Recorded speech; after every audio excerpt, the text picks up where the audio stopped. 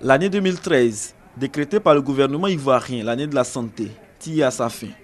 Il faut donc faire le point des actions déjà menées sur le terrain en faveur des populations. Mais déjà, les partenaires techniques et financiers, principaux pourvoyeurs de ressources, et le ministère de la Santé et de la lutte contre le sida font le point de leur collaboration.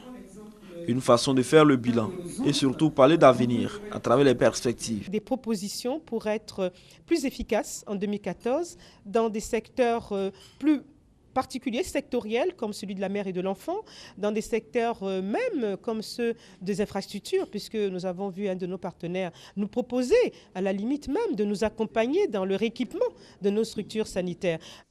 Les partenaires techniques et financiers du système sanitaire ivoirien saluent les actions menées par le gouvernement, surtout la gratuité ciblée et la réforme de la pharmacie de la santé publique. Satisfaits, ils ont tous pris l'engagement d'accompagner le gouvernement dans ces différentes initiatives. Les partenaires appuient dans l'ensemble du système, qu'il s'agisse de la restructuration, de la restauration, du domaine des médicaments essentiels, de la santé de la mère et de l'enfant.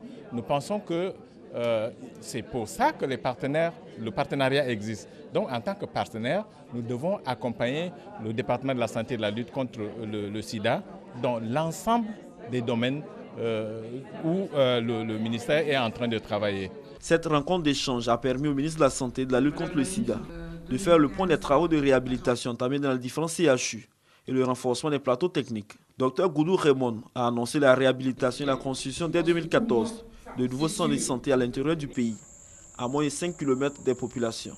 Une politique de rapprochement des structures sanitaires. Toutes ces actions seront effectives selon la ministre de la Santé, grâce aux appuis des partenaires techniques et financiers ainsi qu'aux efforts du gouvernement qui accorde 4,9% du budget national à la santé.